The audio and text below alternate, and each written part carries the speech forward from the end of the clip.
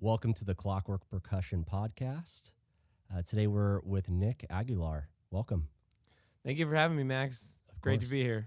It's been a long time. We met at a La Butcherette show at the Observatory in Santa Ana. How long ago was that? I remember specifically, it was 2015. It was like right after I graduated high school. Wow. Yeah.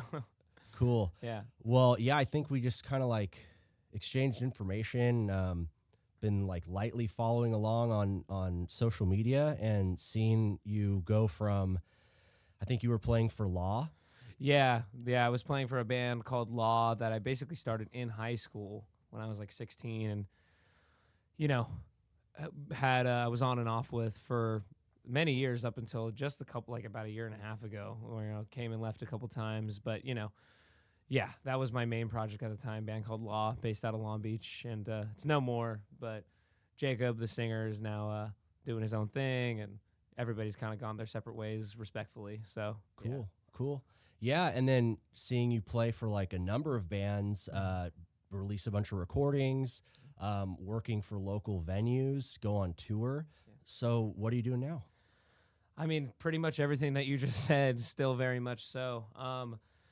After I graduated high school, I was still doing law, and I was going to Long Beach City College studying business, and I kind of was only studying business because I knew I wanted to work in the business world, but I didn't really know exactly what that entailed. And I got really kind of shitty grades in high school, and but in community college I kind of thrived, and I don't know, made me appreciate school a lot better, and I ended up transferring to Cal State Fullerton.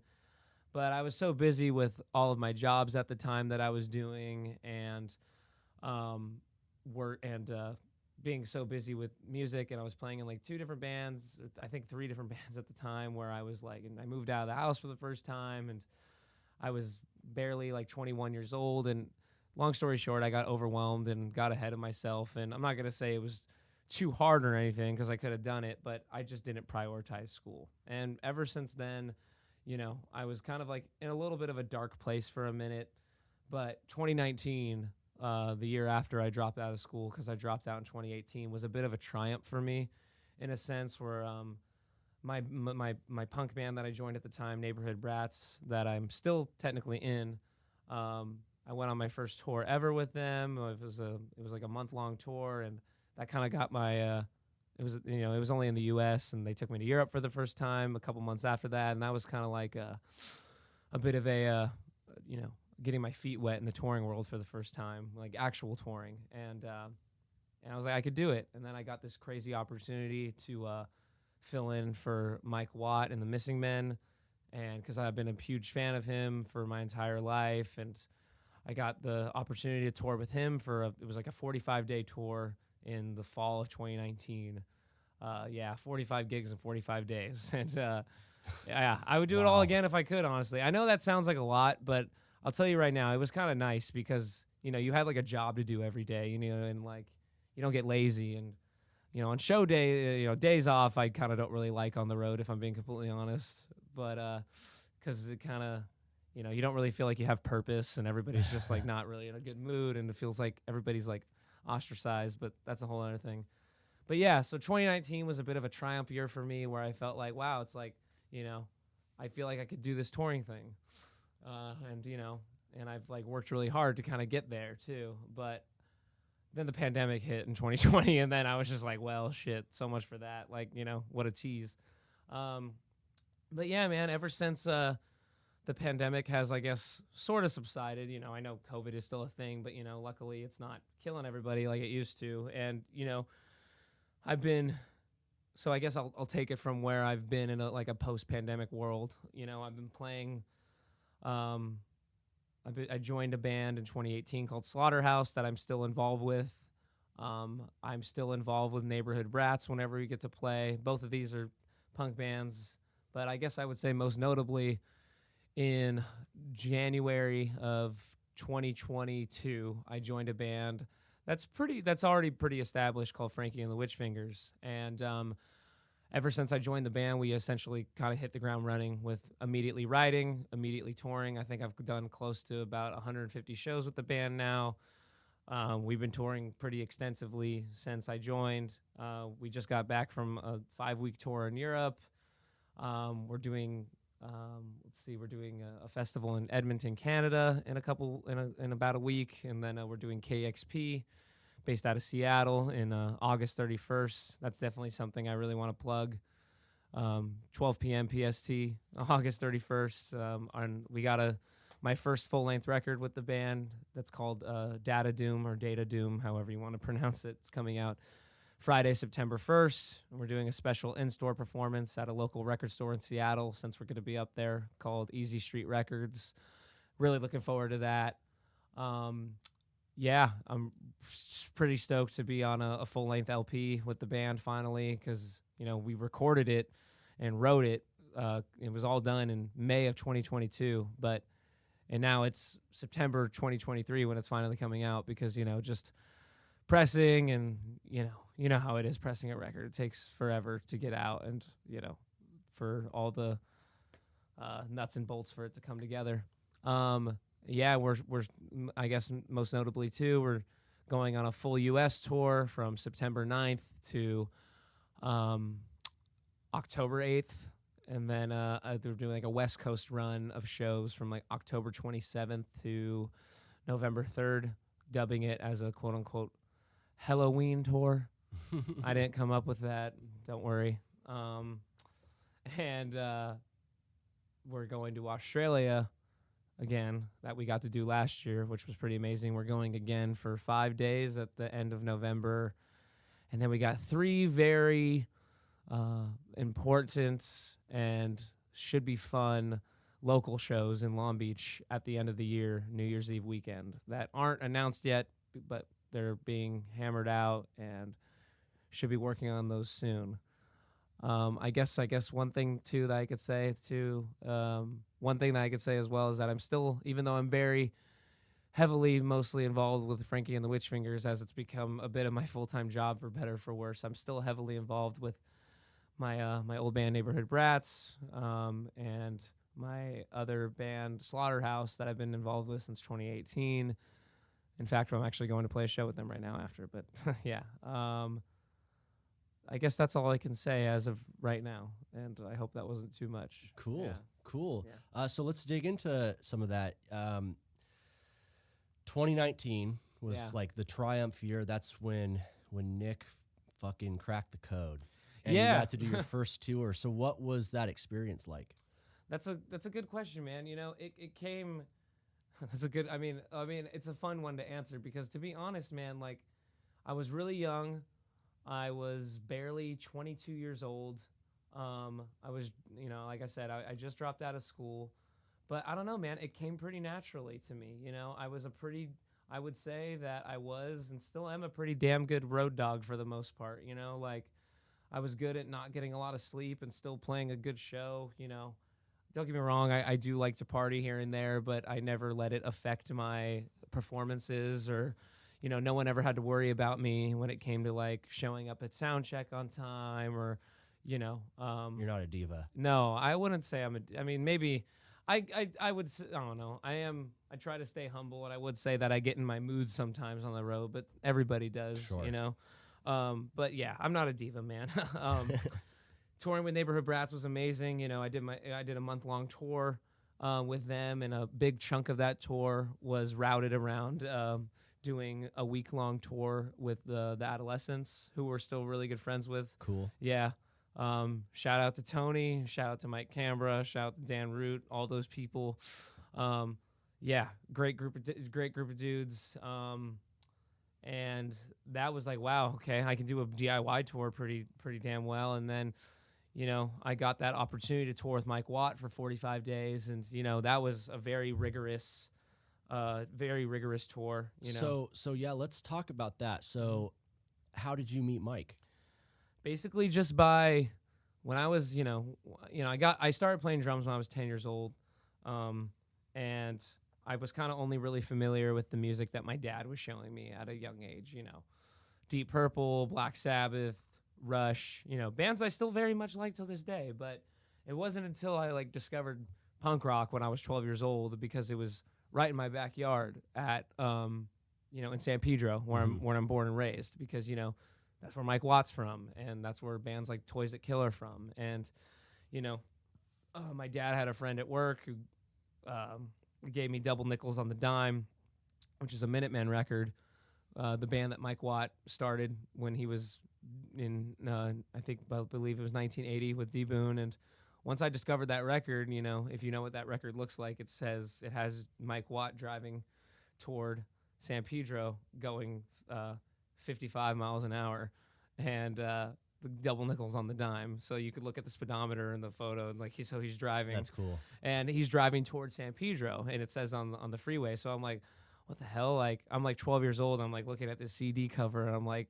I know where this is. And I was like really intrigued. And then I found out that Mike is, still plays. And I went to a show that he was playing at D Piazzas in Long Beach when I was like 12 years old with my dad. And I was just like, I was hooked. So that's kind of how I met Mike, just from like kind of being a bit of a, for lack of better terms, like a fanboy, at a very young age, and going to see him anytime I could. And I got his email, and I would always ask him about, what was this song you played? What was that song you played? And this is a long story that I don't really need to get into, but I was like a special guest, like drummer, to like play a song with him at a young age when I was like 12 years old, and I played a Minutemen song with him at D Piazzas called This Ain't No Picnic. And I think he thought he was mostly doing like his the organ player in Mike Watt and the Second Men, like his buddy a favor, his buddy being my dad, because Pete works with my dad on the waterfront, because in San Pedro they're both longshoremen. Nice. And Pete thought it would be fun for for me to play a song with them, and Mike kind of was just like, man, okay, like sure, I'll make this happen. It's probably gonna be like not a lot of people here, like whatever. But I think at a young age, like I was 12 years old, and I kind of nailed it. You could watch the video. I really practiced that song, and I remember at the end of the show after, he's like, hey, do you want to play another song with us at another show next month in Pedro? And I'm like, yeah, sure, I'll learn a couple more. And that happened. And basically from like 12 years old to about like 15 years old, when it stopped kind of being like, I guess, quote unquote cute, I kind of like stepped away from it. I would always kind of be like a special guest at one of his shows and play a Minutemen song with Mike and stuff. And then I turned 19, and both of his drummers were NA. Jerry Trebetich of the Second Men broke his arm, and Raul from the Missing Men had to go to Mexico for a wedding, and Mike had a couple gigs booked. So he reached out to me and was like, okay, maybe Big Man, because he calls me Big Man. He's always called me Big Man, can do it. And so I filled in 2 successful local shows, one at D Piazzas and one at a festival in Santa Ana. It was like the Top Acid block party that they used to do. That's no more. And fast forward, a year, like about 2 years later, Raul has a baby in the Missing Men, and he can't be away from home for 6 weeks. So Mike kind of throws me a bone and challenges me to this opportunity to tour with him. And that was really where I got my wings as far as like touring. So 45 shows in 45 days. You started in Southern California, ended in Southern California? How did it work? Our first show, we left Pedro early morning, and then our first show was actually in Santa Cruz. Okay. Yeah. And Santa Cruz, and then we basically just made like a giant clockwork circle all the way throughout the U.S. Wow. Yeah, it was crazy, man. Lots of, really understanding how to properly tour, and I kind of got dug into a lot too. Respectfully speaking, I will say. But it's got to be a lot of pressure, one, to play with all that experience, that years of experience, but it's a blessing because you get to learn from some of the best. For sure. And they were like some of the best shows I've ever played in my life, for sure, too. Right. It was euphoric, so many of those shows. I got to meet so many awesome people, like some punk heroes of mine and some non-punk heroes of mine, but also just I made connections with like hundreds of like just quote unquote normal people throughout the U.S. Like, because when I toured with Mike, we never stay at hotels. He always just reaches out to old friends, and like so now I have like friends and like acquaintances in like damn near every city throughout the U.S. and I'm so grateful for that. And I met so many awesome people at shows, and that really got me, I guess, looked at in a way, you know, where people said like, okay, this guy he's good. And you know, I can confidently say that I'm good, but there's always room for improvement. And like I know there's so many things. I don't actively I gave lessons to beginners for a minute, but I kind of stepped away from it because I got so busy, and I also felt like I wasn't that great of a teacher. If anything, man, I'm looking for lessons again, you know. Well, it's refreshing to hear someone say that they're good when they know it. Yeah. Because you put in the work, and you know there's that saying that luck is the combination of opportunity plus preparation. Yeah. And that's what it kind of seems like, a little bit of both of, like you've been playing since you were 10, and then you had the opportunity to meet someone that could help like foster your music business, you know, skill set. And For sure. And then you went for it, dude. And a lot of people, even if they had those two things, they wouldn't have pulled the trigger. Yeah. You know, they would have been afraid, and they'd be like, no. But everything kind of built up the right way. And so that's incredible. It's looking back on my life at a very young age. It's really interesting to see the timeline of like the family tree of like how I met this person, and then through that person I met that person, and then through that person I met that person, and it's just like, and now I know like pretty much I don't really have like, I probably have like 3 close friends who I just met like on a normal basis, like in childhood, high school era, and then the rest of my quote unquote friends, acquaintances are just people I know through music. And, you know, I'm not really close with a lot of people in that regard because of that. But I have like a lot of small connections everywhere because of drumming, and because of, you know, like I said, like how you said, it's a lot of luck, but it's also, you know, a lot of being in the right place at the right time. But it's also me being very hungry and like honestly busting my ass to a fault from a very young age, and especially after I dropped out of college, where I was like, yo, I gotta fucking do something with my life. Because dude, the day I met you, I think you were at the show with your uncle. With my dad. Oh, that was your dad? Yeah, that was my dad. Okay. Yeah. And he really liked La Butcherettes because we saw them open for the Stooges in 2011 at the Palladium. Sick. Yeah, and my dad drove me. And I remember you sparked up the conversation because there was like another show going on, and you kind of just like friendly asked me like, hey, do you know if they're like playing or something? And I was like, I looked at my phone. I was like, yeah, I think so or something. And yeah, and then my dad's a super friendly dude, almost talks people's ears off to a fault. And I think that's where I get that from. But I also get it from my mom, where I know where to lay back a little bit. But yeah, that's how we met. Yeah. Yeah, well, I don't know, like you were doing something, maybe you went to the restroom, and I was talking with your dad, and he was like, he's really good. Yeah, I know. That's what any dad would say. I know. But like, and here you are, you know, not at this podcast, but the level that you're at, getting ready to play the Garden Amphitheater. Which, have you played there before or seen it? I played there once with Neighborhood Brats, opening for Adolescents right before the pandemic, and I've seen a couple of shows there. It's pretty sick. Yeah, it's intimate, but it's like, you know, huge nationally and internationally known bands are fucking headlining there. I'm excited for today for sure. Yeah. Hell yeah. Yeah, playing with TSOL right in their home of where they're from. Oh, you're playing with TSOL. Yeah, and right Plague on. Vendor, who are from Whittier. You might have heard of them. Yeah, they're the homies. Great band, killer energy. They're kind of like, I don't know. They're kind of like, it's just good rock and roll, man. Yeah, Sweet. Good man. Yeah. Okay. Mm-hmm. So we'll get into some more drum technical questions in a second here. Yeah. But you mentioned lessons. You gave some, and then you're also looking for some. What are you looking for as far as like adding to your arsenal? Well, so yeah, really quick before I go into that, you know, I started playing at 10, and I was pretty self-taught for like the first couple of years. But then I met a teacher. I forgot exactly how I met him, but his name was David Grant. I have no idea what the hell happened to this guy, because he had a little small independent music teaching company called Right Start Music, and they also tutored and other things like schoolwork and everything. And he was based out of Manhattan Beach. And man, this guy was the best damn teacher I've ever had, David Grant. And then when I was 17, like, I took lessons from him for 5 years. He moved to San Ramon, and with his family, and I never heard from him since. I should have kept his number or something. And I always want to try to get a hold of him one day to like track him down and be like, dude, thank you, because like he showed me so many, like he showed me like I knew how to play drums, but he really showed me like how to properly play drums, like technique, Okay. nailed rudiments into me. Yeah. Um, just how to be a tasteful, great drummer who Tasteful. That's a yeah, great word. like he's the I there's drummers who I look up to from like who I listen to and drummers who I've watched play, but like he was the guy who really like showed me how to be like a great drummer.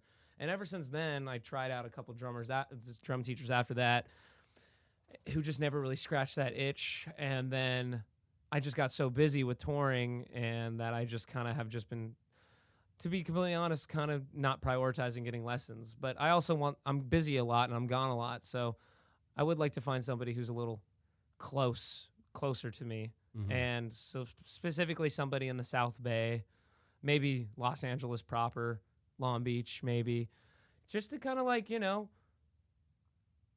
that's a tough question, Max. I don't really know what I could be better at, but I know I could be better at a lot of things. When it comes to the world of drumming is, in my opinion, I feel like it's an easy instrument to pick up at a young age because, like, especially if you're into music and what you like, and it came pretty naturally for me. But I believe that it's like the hardest instrument to like master. And there's like crazy drummers out there who I just watch and I'm just like, how do they do this? Like, do you know Eric Moore? Yeah, like that guy is just insane. Josh Freese is insane. That guy is an absolute like huge inspiration on me as far as like not just on a technical level, but like as like what he does as like a workhorse. Yeah. He's in the goddamn Foo Fighters now, dude. Like like the biggest rock band on the planet. Just from being at a young age, being this young kid playing with the Vandals and Dweezil Zappa, and someone like him, I guess I could say I want to get my chops up. I want to add more flair into my drumming. I want to be able to do more, quote unquote, for lack of better terms, cooler shit without it coming seamlessly. Yeah. You think that's pulling from other genres like metal or Latin or jazz? Or? Definitely everything you just said. Okay. Like a lot. Like I would like to delve more into like like technical metal drumming. But I would say what's made me a better drummer over the years is because I like to say that I grew up falling in love with music as a whole first when I was about like 5 years old through my dad. I'll never forget. He was playing Signals by Rush for me in his truck when I was a kid, and I remember hearing the song New World Man, and which isn't even really that great of a song, but I remember just being like, yo, I like this, like I like music. And then so I call myself like a music fan first and a drummer second. Okay. And listening to so many different kinds of music over the years, and I'm always like wanting to discover the new thing to my ears, whether if it's something newer or if it's something older, and through record collecting, I've really gone to a lot of different kind of music. Like, dude, funk drumming is just insane. Like, I've fallen in love with funk drumming and in the last few years, because a lot of ways it's like rock drumming, but it's just laid back and it's way more tight, a little behind the beat sometimes. Yeah, and like it's just endless. I fell in love with James Brown. James Brown is probably my all-time favorite artist of all time, and his drummers, Clyde Stubblefield and Jabo Starks, like gigantic influence, definitely in my top 5 now. And getting into like a lot of like not really necessarily like Latin American drumming per se, but just Latin American rhythms and music, like Afro-Cuban stuff, and like stuff out of Peru, like salsa music and guaguanco music. I love that stuff, and I've definitely have pulled it with writing my own beats that I come up with at practice and everything. Like the new record that my band Frankie and the Witchfinger is putting out is heavily influenced by Afrobeat music and a lot of like Latin American music, because we were all super into like Fela Kuti and Ebo Taylor and artists like that. So a lot you'll definitely be able to hear a lot of that stuff in my drumming, I would say. That's even cool. even though I don't know exactly what I'm doing either. Yeah, well, they do like a lot of Latin. There's like the two styles of Latin drumming. There's the Afro-Cuban stuff, which is like the kind of like 3 and 2 on the clave, and then there's like the Brazilian stuff, which has the partido alto, the bossa nova, Yeah. samba shit. But they all have like that ostinato underneath on the kick, the dun dun dun dun Yeah. dun dun dun, Yeah. and it just like totally drives it differently than Western rock. Totally. Have you heard of Bomba Stereo? I love that band. They're so from cool. Spain, yeah. Yeah. Yeah, man. I forgot how I got turned on to them, but yeah, I love that band. I think I heard that song Fuego one time. Yeah. And I was just like, dude, I need this record. Yeah. That and the singer has like this crazy energy. She's just like, Yeah. her voice is Yeah, man. awesome. Like there's the most recent single off of our upcoming record, which is a 7-minute single. It's called Empire, and I swear to God, it's super super like the beat is just like and like and then we have another song that's just like straight up like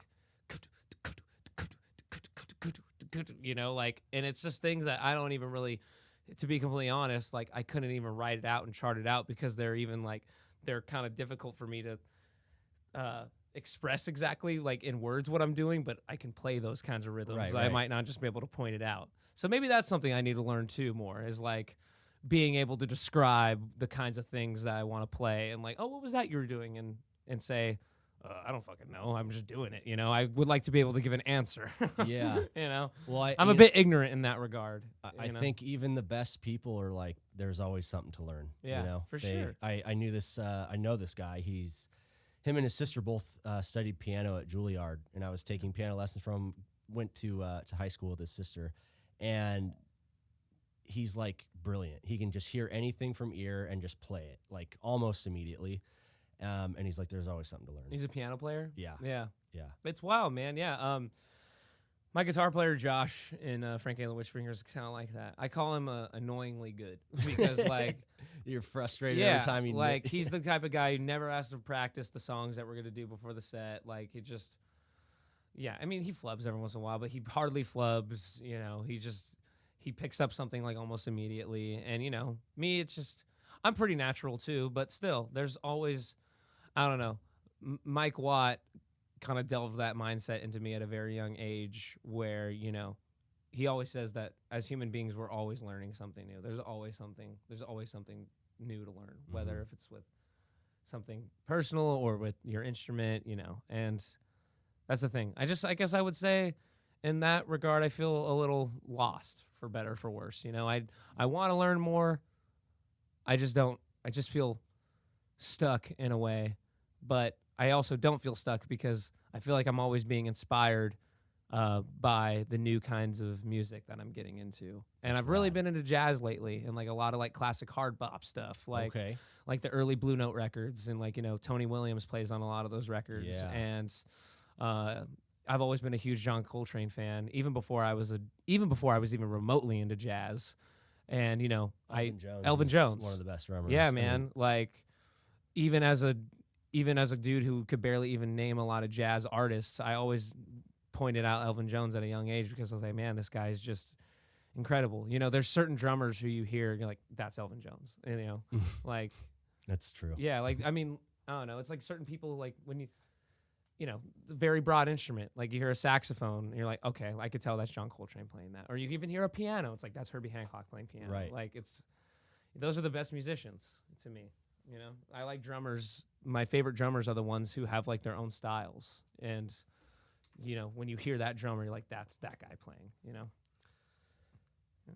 Yeah, dude. Yeah. I mean, that's the coolest part about like an instrument. When you get to a certain level, you're able to put your fingerprint on it, and then it's like you're just recognized by your playing. Yeah. I think that's what everyone wants to get to. I don't even know if there's, I think there's new drummers who can get there, but I don't know if I'll ever get there because I feel like I'm always just like such a melting pot of whatever I'm listening to or whatever I'm into. I think they would all say the same thing, man. Yeah. I think that's the trick. I as might much as you can. I might be wrong here, but I think John Bonham said that like his favorite drummer was Ziggy from the Meters. I'm not sure. Yeah, I don't know, but like when you really think about it, it's like, yeah, dude, a lot of that Led Zeppelin drumming is like super fucking like super funky. It's super hard, and like, Yeah, like "Fool in the Rain" is basically him. Ooh. Is basically I think he said that's basically him just doing Ziggy from the Meters. You know, like Well, then that middle part is like a fucking that's like the bossa nova shit, the Mhm. samba, dun, Yeah. dun, dun, dun, dun, dun, dun, Yeah, and he yeah. just does the cool like drum roll beat. it's weird. Yeah.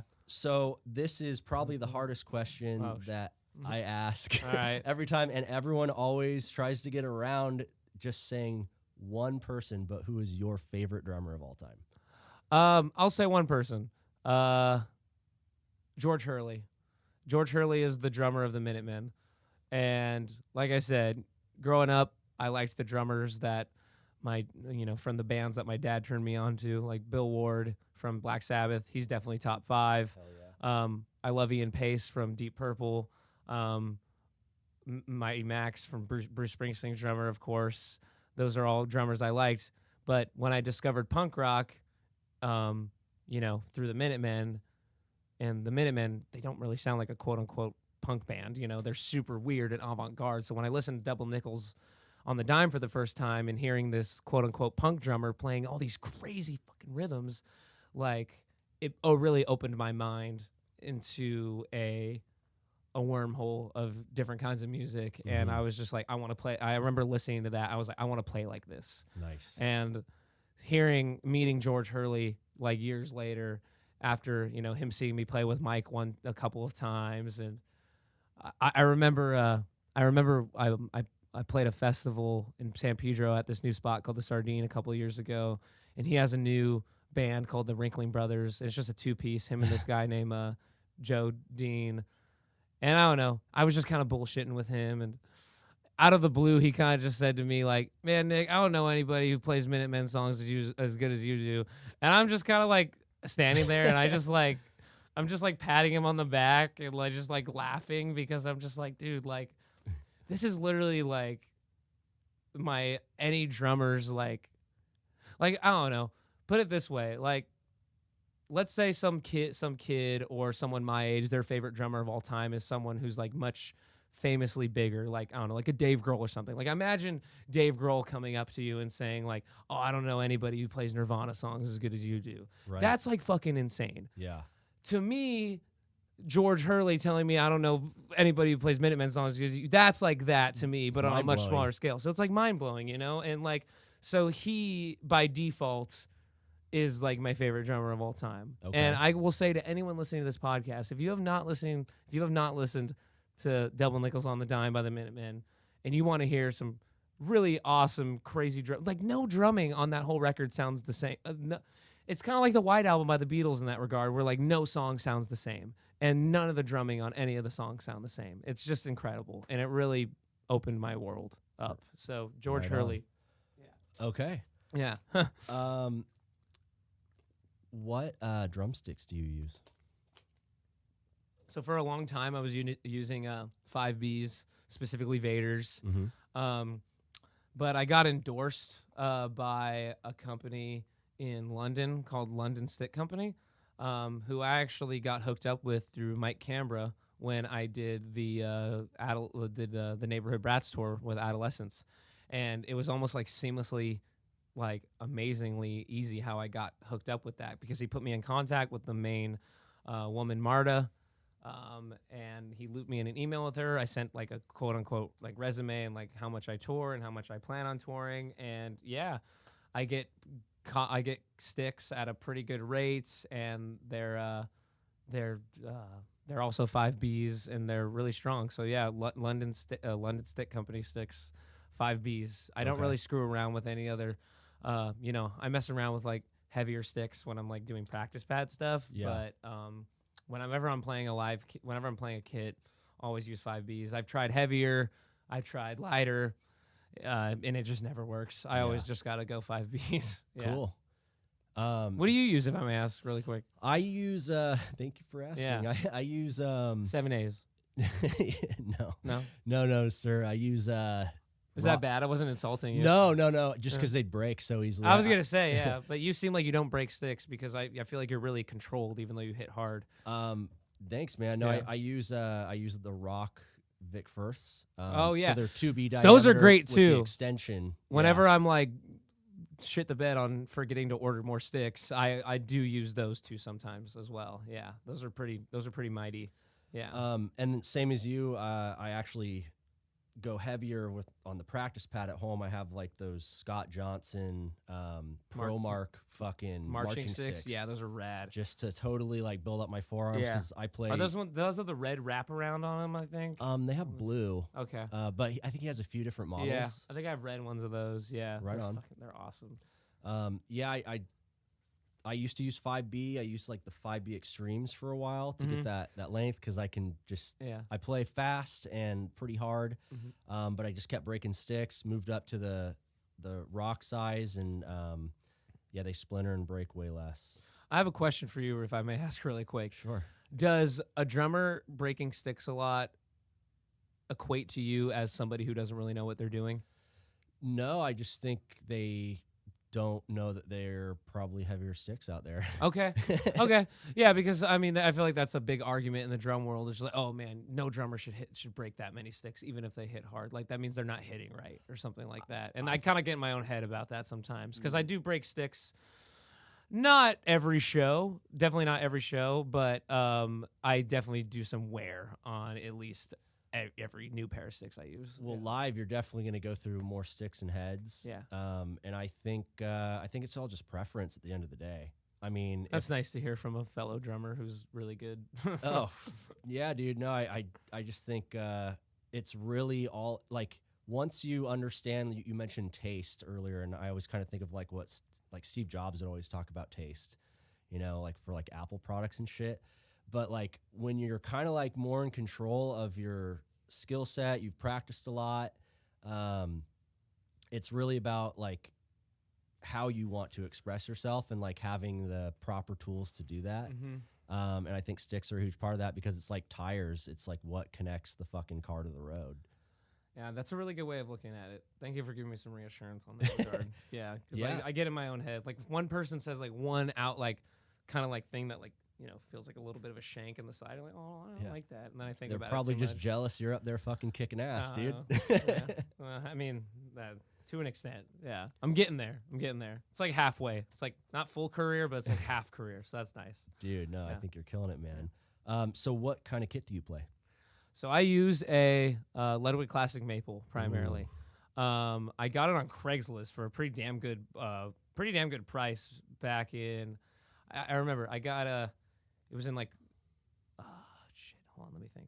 It was the fall of 2018. It was like right after I dropped out of school. And I was like, fuck it, man. I want to treat myself to something nice.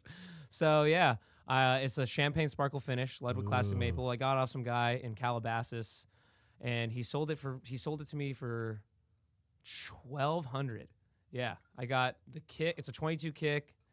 Holy crap. Yeah, 22 kick, 16 floor, 13 rack, and he threw in a little bit of hardware for $1,200, and it was like pretty damn near minty condition, man. It's awesome.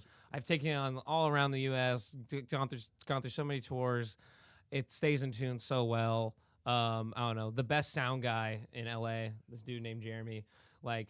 He says, like, whenever I come in, he's always, like, stoked that, like, he never has to put, like, any EQ on my drums in that room. So I know it's a fucking good-sounding kit, man. Yeah. Right on. It's a great kit. Those are classic rock sizes. That's what I use. Same exact shells. Yeah, man. For a long time before that, my first real big boy kit I got was a Thomas Starr Classic that my first drum teacher sold to me. And that was crazy, man. That was, like, a kit. It had, like, 10-inch rack, 12-inch, another 12-inch rack, 14 floor, 16 floor. I had a double kick pedal at the time. I had a splash. I had a China. And I kind of missed that shit, man. That's why I was like really learning how to be a drummer. And now I'm just fucking, not lazy, but, like the standard. 2 crashes, ride, rack, floor. Because you got to tour. It's a bitch to carry. You don't want to fucking set up and break down all that shit every time. But recently, too, at home, I'm working on setting up an old Rogers kit that it's like a vintage like 69 Rogers kit that my friend, my older bud Mud Greg Lowther gave to me. And yeah, it's a nice kit. I just haven't really had a chance to get it set up yet. But yeah, I use that. Snares, if I may. Sure. I use a Ludwig Copperphonic. It's 14 by 5 by 5. Actually, it might be 6 by 5. I should check. Is it like that size? That's the That's a 6. that's the Superphonic. That's a 6.5. Okay, no, mine's a little shorter. I think it's a 5.5. Yeah, it's a 5.5. Yeah, Ludwig copper font, love it. A lot of sound guys hate it because it's just fucking like it's got so much oomph to it. And like, man, when you put like a one, I like to use Remo heads, specifically Remo coated Emperors. And yeah, man, when you put like a one ply on there, man, it just pops and it just sounds so nasty. And yeah, depending on the room, I might moon gel it, but yeah, I've been mostly using that snare as of late. But I also have a Thomas Starr Classic steel snare that's pretty nasty too, and has a lot more of a controlled sound to it. But when it sounds good, it sounds good, and it's great for recording as well. Okay. Mm-hmm. What's your dream kit? That's a good question, man. Maybe like a vintage, like I've definitely maybe like a vintage 60s Ludwig kit. Okay. Not really have a specific model, but I don't know, man. I really like I know mine that I have is a reissue, but I really like it. I've played on vintage Ludwig kits before, and I kind of don't really love them all that time. I don't know. I feel like they just don't really work for me sometimes. Mm-hmm. I'm pretty happy with what I'm at. Also, That's what's up. Also, I'm kind of cheap. I'm like, so I don't really like to look at gear in that regard too much because I might get curious and be like, ooh, like the last snare that I bought, I kind of bought on impulse, but I also got a really good deal on it. It was I wrote it down exactly because it wasn't marked. But have you ever heard of Pro Drum? No, not Pro Drum. I was just gonna bring up. Have you been to Professional Drums in LA? I have. I go there all the time. I actually was gonna go there this morning if I woke up early enough, but I didn't because I had a late night. But I meant what's it called? It's called Revival Drum Shop in Portland. You ever been? No, dude. So this place is drum heaven, dude. It's like on par with Pro Drum in Hollywood, and it is such an awesome. They have like snares for days all over the wall. And I remember I was just there like 6 or 7 months ago, and I was on tour with my band. I wanted to go by because I had to get some stuff. But they had this really nice, it was like a vintage early 70s Ludwig wood snare, like a maple wood snare or something. And it was marked at only $300. And I forgot my old bandmate, George in Neighborhood Brats, got me $100 gift certificate to the place like for my birthday. And I was like, oh crap. I was like, is this still valid? It's a year and a half years old. And it scanned it. It worked. So I got this fresh ass wood snare for like only $200. I was just like, dude, are you kidding me? Dude. Yeah, I know. So cool. And it's awesome. So I have like 3 snares that I mostly, circle around in the repertoire. Cool. Yeah. What does drumming mean to you? I'll keep it simple, and I'll say it's always been a release for me in a physical and mental capacity, for sure. Okay. I grew up being the weird kid who was always just terrible at sports, weird in general, to where I just didn't, my food palate at a young age too. I was always like everything. I was just a weird, chubby kid who just, never really could get along with, my peers in that regard. So when I got into drumming, it really just made me feel like the one thing that kind of made me different from everybody I was around at the time. I was the only kid who played. I went to a very small Catholic elementary school with a bunch of kids who were just, for lack of a better term, square. And, just, not into the things that I was into, No one liked, Metallica and Judas Priest when they were, 8 or 9 years old, or, I was always the weird kid. So when I got into drumming, that was like it's always been like a release for me. And, it still is to this day. I mean, there's a lot of other things that it means to me too, but I think first and foremost, it's always been a release for me. What keeps you doing it? If like the business aspect went away and it was just like the art form, like what keeps you coming back every day? Man, it's a really good way to look at it. That's a really good question. Um,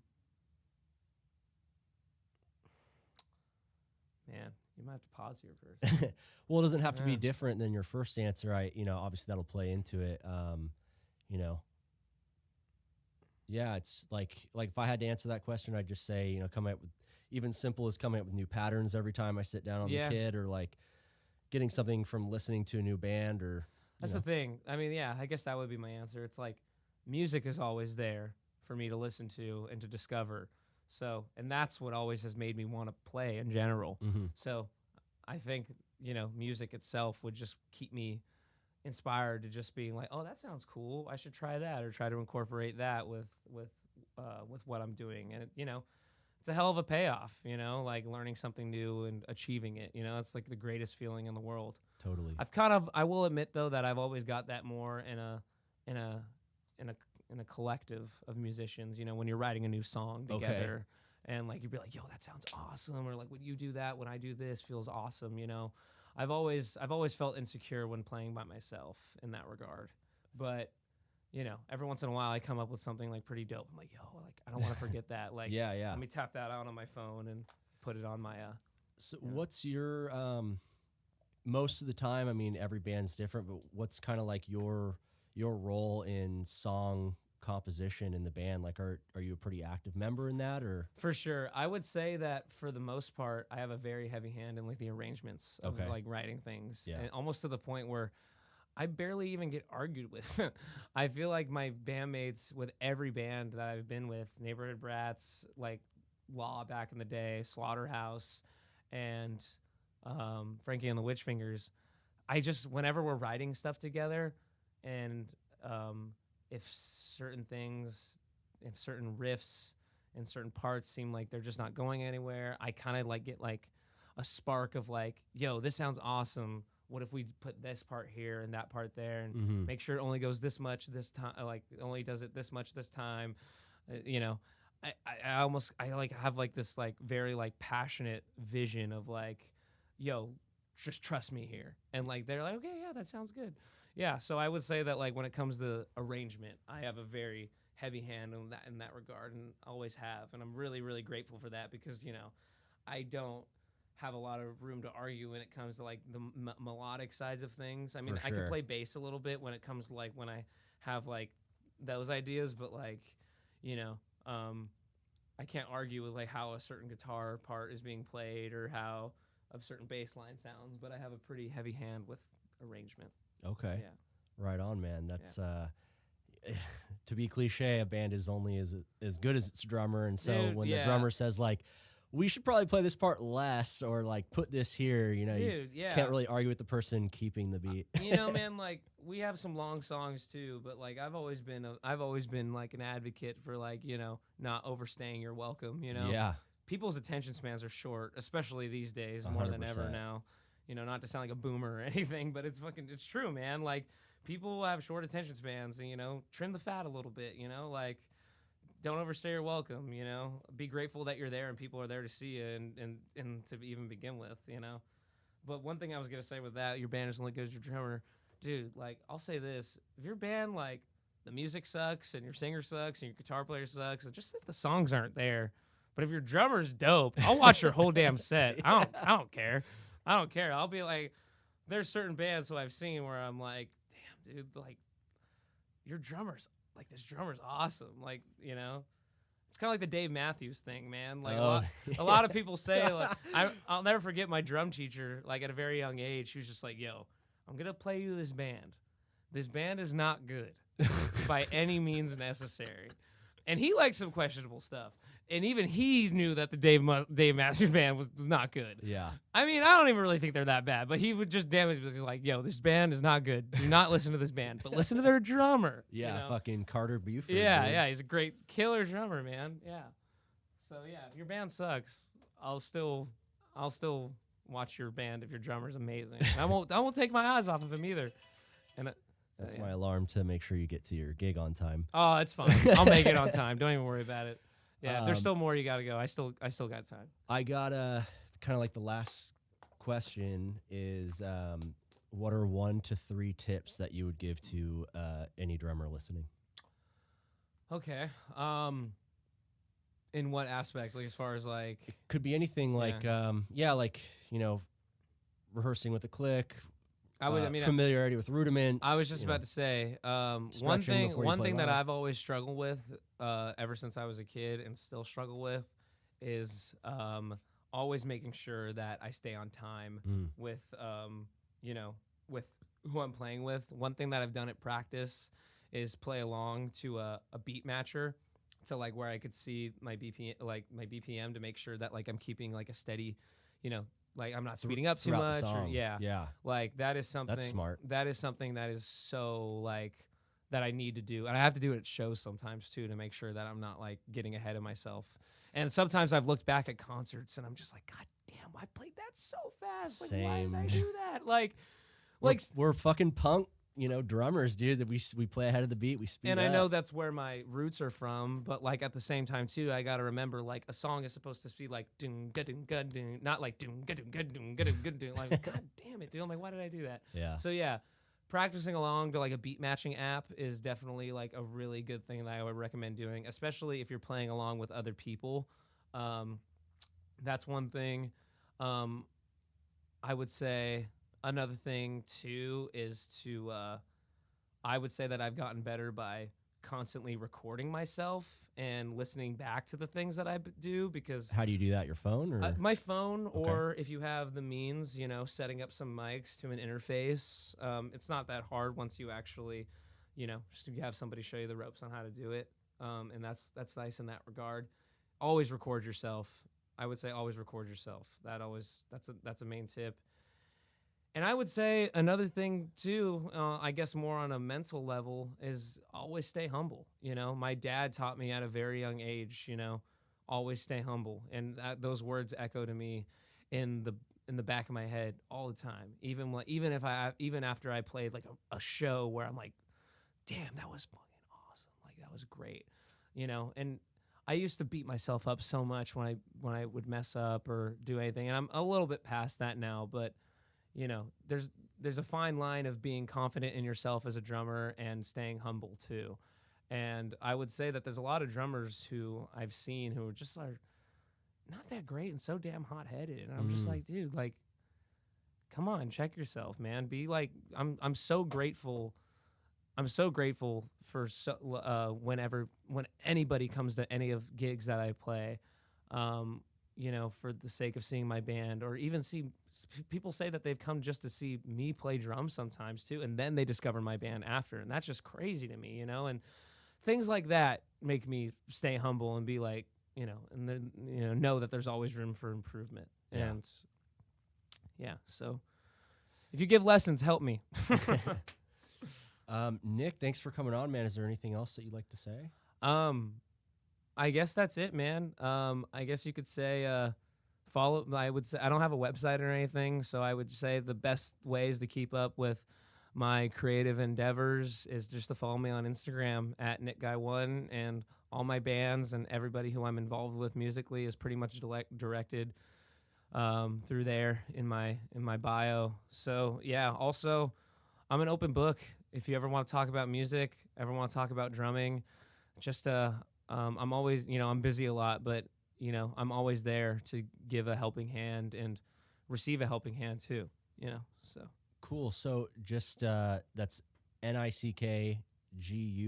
Yeah, did I even say it? Sorry. You said Nick Guy 1. Yeah. But you spell out yeah, one. you spell well. out the one. It's NickGuy, Guy being my middle name, and ONE1. Yeah, not Nick Guyone. A lot of people think my name is Nick Guyone, and even though I'm Italian, I have my father's Mexican last name, which is Aguilar.